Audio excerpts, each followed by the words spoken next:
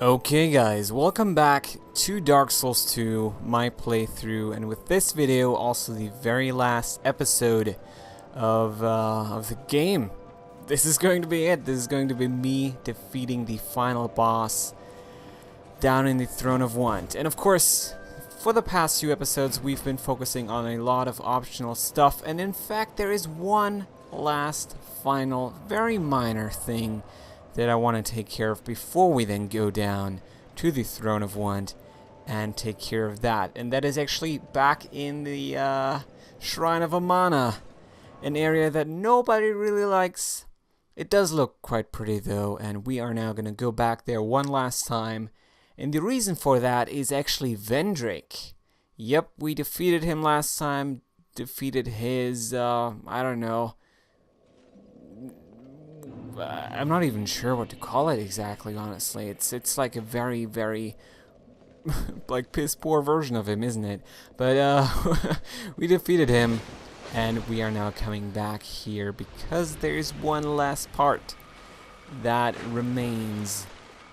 One last part that belongs to Vendrick and is still in the world of Drang Lake, and that is totally what I'm going to do right here. Don't want to spoil it immediately, but rest assured we'll get to it, and after that we will very much take on what is then the final boss of the game. So all ready to kind of get this whole episode started off. I want to thank you very much if you have followed this series up until this point. Hopefully you guys all enjoyed it. I most certainly did. Dark Souls 2 just hands down one of the best games of this year. I mean, there's probably nothing that can change that. There's still quite a few games coming out, but that shouldn't very much change how awesome this is and how much of a just great time I had with it. A lot of fun to be had with Dark Souls 2 if you're already a fan of the previous Dark Souls / Souls games. Anyway, guys, this little bridge kind of thing we want to cross now. And I need to be human for this, so certainly, yeah, okay, I had to check up on that for a second there, but I am, so no problem whatsoever when it comes to that. Is the guy still shooting at me? Those guys, they're ridiculous. Oh, did it actually stop right here? That would be so funny. Oh, seemingly yes. That's quite nice then. Anyway, this door you can only open if you have defeated Vendrick and also if you are human. So there are some neat little things connected to this, and what you will find inside is actually, yep, the soul of the king, the soul of Vendrick, which you actually never got by killing him or by, I don't know, picking up his ring and stuff like that. We have done all of that, but we have never picked up his soul, and this is actually where it resides. And there's some fun little stuff connected to that too, so let's maybe talk a little bit about that before we then travel back to Majula, or in fact, yeah, maybe I should actually go back to Majula first, and only then go to Drang Lake Castle and the Throne of Want contained within. But first of all, you guys, why is the soul right here? Why is it in the Shrine of Amana and behind this door? And there's some fun stuff connected to that. I've talked about it before. Let me actually, what was I going to do? Oh yeah, check out the stuff that this whole chest just gave us. There we go. Crown of Vendrick, King of Drang Lake. What makes a king? Some say that it is birthright, while others call it destiny. Perhaps it is not important as long as the king's name serves to unite his people. But anyway, so I've talked about it before. Shrine of Amana is mostly what is supposed to separate King Vendrick from anything dark and evil, right? There's the little ones flying around. They kind of slow down all the monsters and stuff like that. So very much this is some kind of obstacle, supposedly, right? It's supposed to act as some kind of obstacle for anybody who would try to pursue King Vendrick and his power or whatever. And it's now then really funny, for me at least, to find that the actual thing that he might have wanted to keep away is not with him. In fact, he locked it up in a place that you are supposed to just pass through, right, if you're chasing him. So in that sense, Also, very much the fact that you have to be human in order to open the door kind of once again underlines that there are mechanisms in place in order to keep the dead or the dark from getting his soul and his power. I guess that's kind of equivalent, isn't it? The soul of him and also his power. But anyway, just a very nice little fun thing that we could or were able to take care of there. That was also the last thing that I wanted to do before we now go to the Throne of Want and challenge the final boss. Right, but we have also a crap ton of souls, so maybe it's going to be a wise decision to level up before we then start with all of this. So dexterity 30, yeah, why not? Adaptability, why not? What else is there? Maybe endurance just 2, and then maybe also a vitality 2, maybe like let's maybe do adaptability 1 down and vitality 1 up. Yep, 144, quite a high level, but I'm not necessarily complaining about it. It's probably going to only help us out. But with all of that out of the way, I don't think I have any Estus Flask shards. Really don't think so. I mean, I could theoretically level it up once more. What about the bone dust? Can we burn that? We can, alright. So that is basically then a upgraded Estus for us right here. Of course, keep in mind that is totally what the bone dust does. It gives you a more powerful Estus, one that replenishes a little bit more when it comes to your health. But alright, with this now all out of the way, I would say, having picked up King Vendrick's soul, having defeated all the stuff in the game. We have killed all the bosses. I don't think that I missed one. If so, I really would be very much astonished. Like, I just don't know what I missed then. But for the time being, we have very much exhausted Dark Souls 2. Of course, there's some more stuff connected to it. There's also some more doors you can open, very similar to the one that then contained the third location for the whole Dark Covenant. So the one that was in the Black Gulch. There's a few more doors you can open like that. But actually, I think behind one is Havel's armor set. So yeah, Dark Souls 1's Havel, his armor is also in the game. But we are not necessarily a build that can necessarily wield that too much, or wear that, I should say. So for the time being, let's disregard every optional remaining bit in the game. Much rather equip the King's Ring, open this door, and also talk to Shanaloch right here. Let's do it. My journey is already complete. My name is Shanaloch. The dragon gave me this name, for I was born with none. I was born of dragons, contrived by men, by ones who would cozen fate herself. They are the ones who created me. But they failed. I did not come out as intended.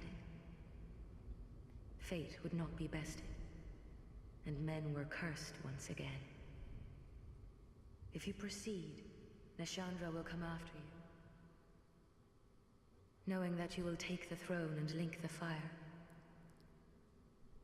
She covets the first flame and the great soul.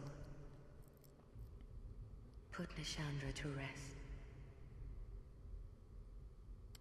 Alright, and I think that's then also everything that she has to say for herself. So a lot of interesting stuff. I've never been able to completely wrap my head around her and her like background story.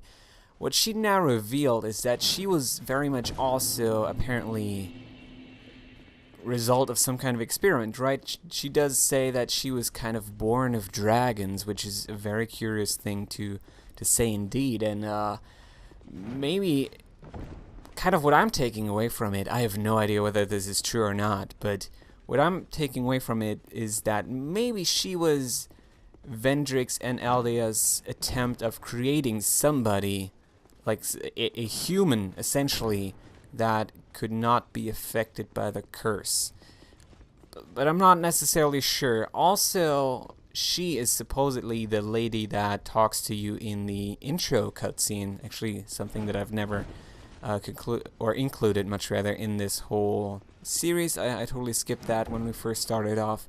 But there's a lady talking to you, and she's basically the one that then tells you to go to Drang Lake. And in the credits, you will find two, I don't know, like two kind of names connected to one voice actor, one being Old Channelot, and one just a standard one.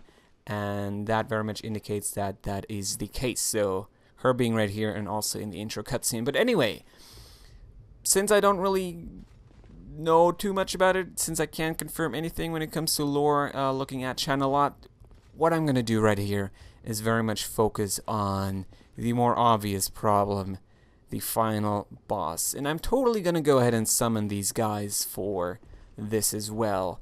Maybe consider it to be somewhat of a just cheesy method, I guess, to the whole fight, but I just really like doing it. I like having this backup for the final boss. It really makes it feel really neat, gives it a nice atmosphere to go in here with some of the friends that I met along the way. Benhart and the head of Vanguard are both with me.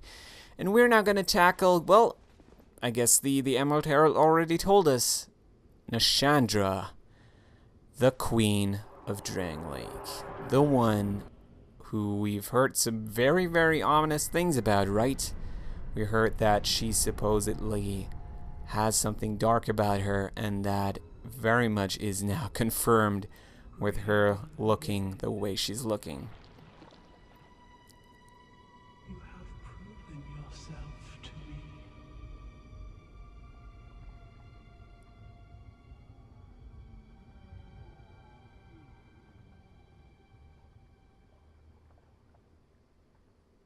Now, be one with the dog.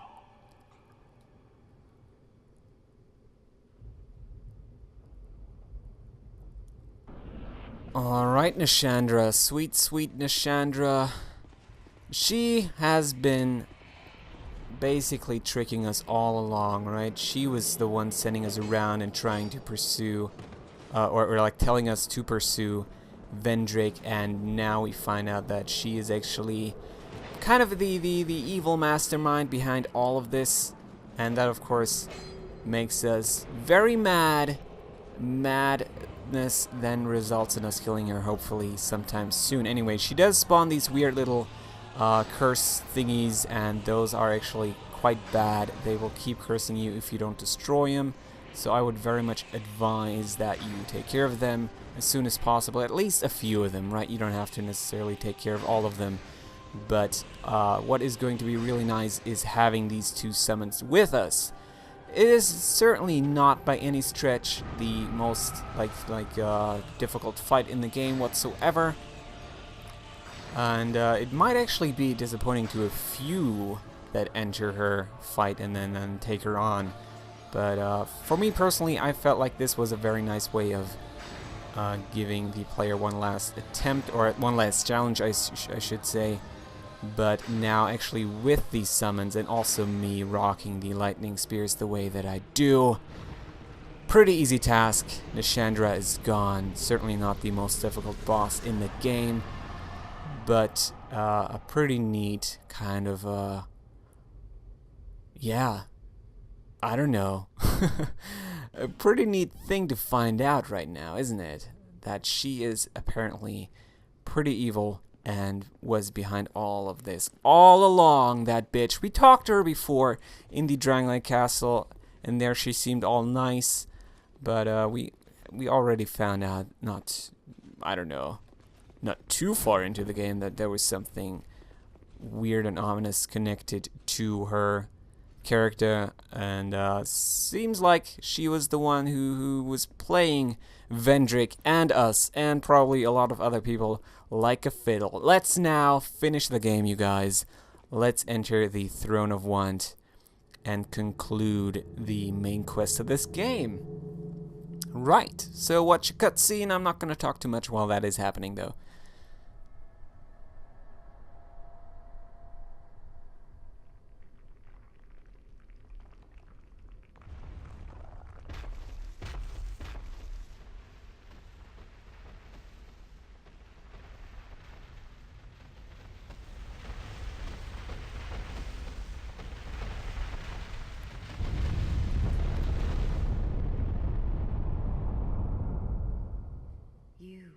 who link the fire.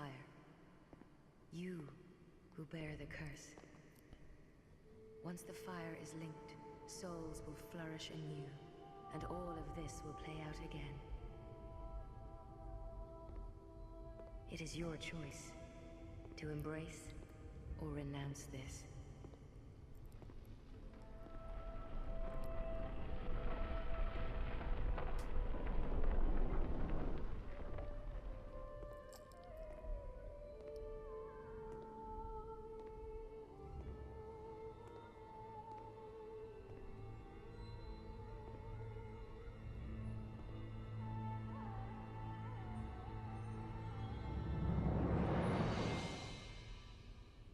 Great Sovereign, take your throne.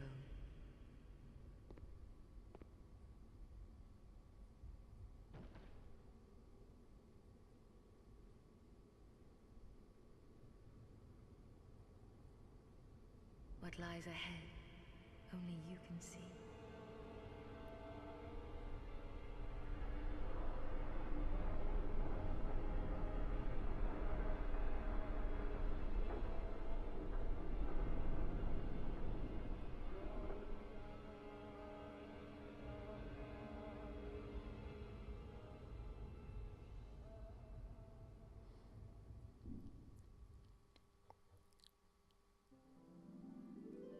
And yeah, with that, we have completed Dark Souls 2, you guys. So once again, a Souls game with a pretty ambiguous kind of ending, isn't it? It's pretty open right here. In Dark Souls 1, of course, you still had the choice. You could choose whether you wanted to link the flame or do whatever. Just leave it be and rule the world or whatever it was. But here, very much open and kind of once again just hinting at pretty much what was already said in Dark Souls 1, right? That stuff repeats itself. I mean, that has been a big theme for the entirety of Dark Souls 2, and it is now basically once again emphasized with the ending. It's another one that probably a lot of people are gonna have a few issues with, right? Just because it does not freaking tell you anything. It's just like, yep. He then sat down in this weird kiln-looking thing, but who knows what he ended up doing.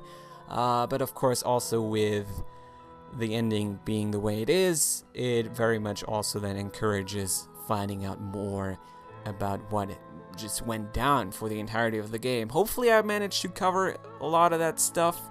Of course, I'm not necessarily the best source when it comes to the lore, so you might want to look at like a Vadi video or an Epic Name Bro for stuff like that, but hopefully you were able to get a few neat little, I don't know, like opinions on what I think Dark Souls 2 is about at times. So anyway, that is then basically going to be it, you guys. That is going to be the end of my little series here. I hope everybody enjoyed it. I hope that you guys had a good time watching all these episodes. It now is episode 30, I think. I think so, yeah, and that is actually a pretty nice and even number to end it on. But oh yeah, totally, what I should say, maybe before we carry on with some of the other stuff that we're looking at right here, I was going to point out that you should pay attention to the voice actors whenever they show up. I don't know when they do. But now I lost my train of thought, goddammit. I'm sometimes really bad at commentating, in case you haven't noticed. But right, so oh yeah, totally, what I was gonna say, here we go. Wait, there it is, Channelot Child, and then there's also, I think, another voice actor for Channelot Old or something like that.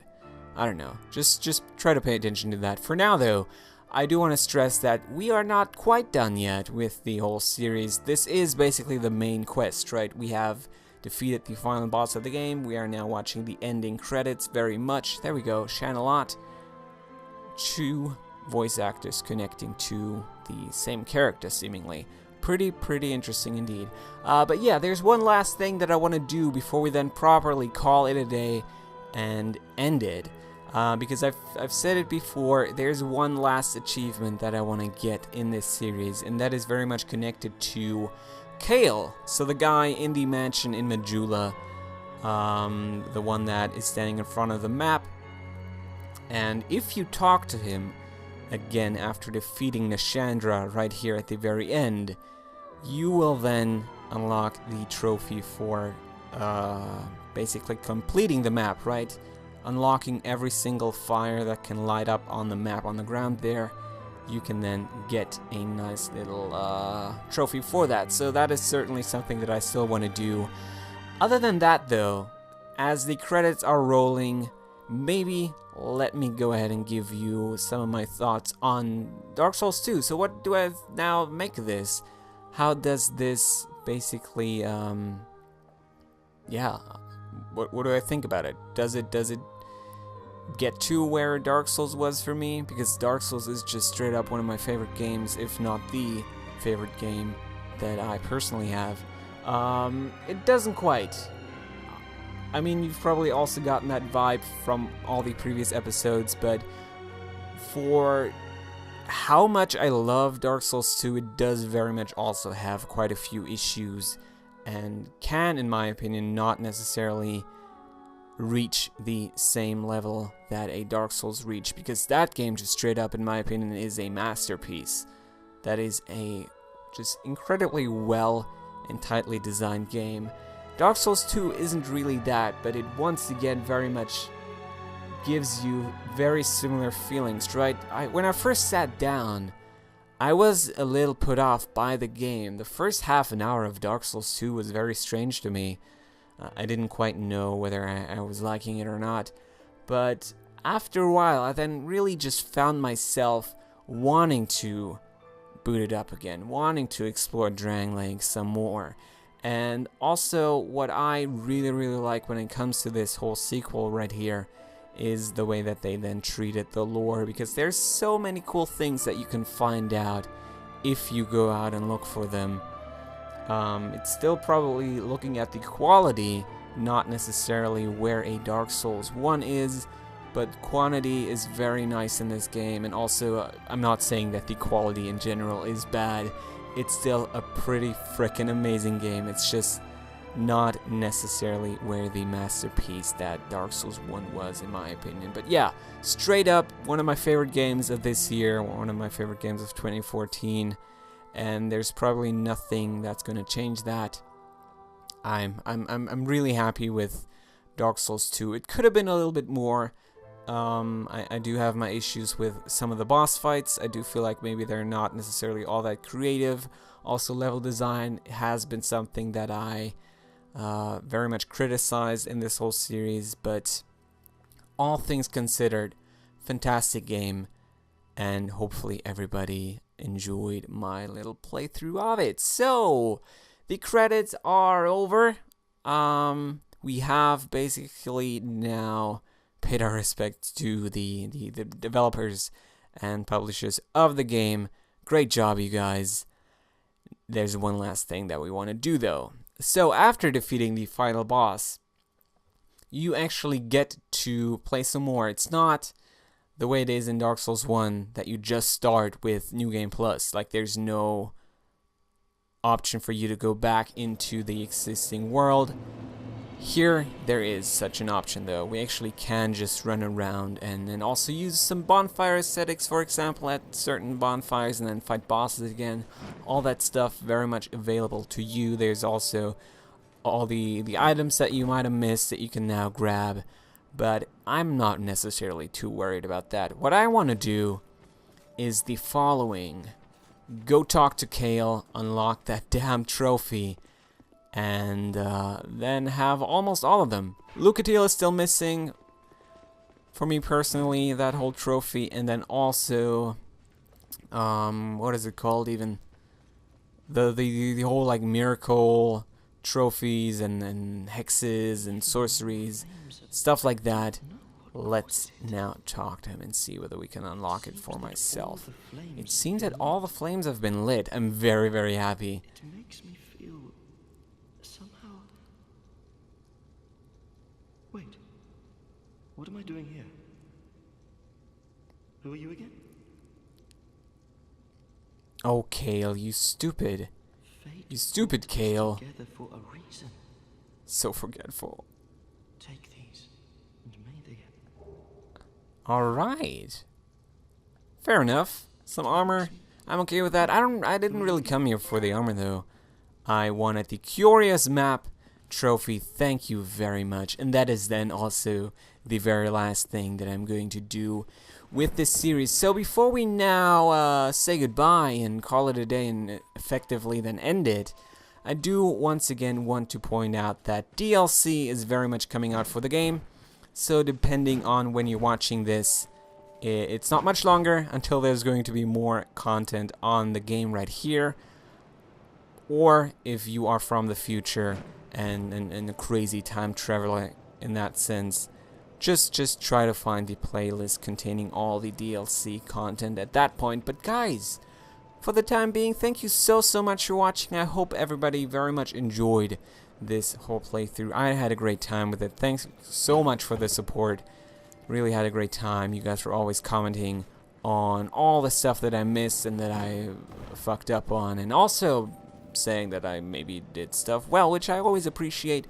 So one thing that you could do is very much go ahead and maybe leave more comments on just how you like the series as a whole.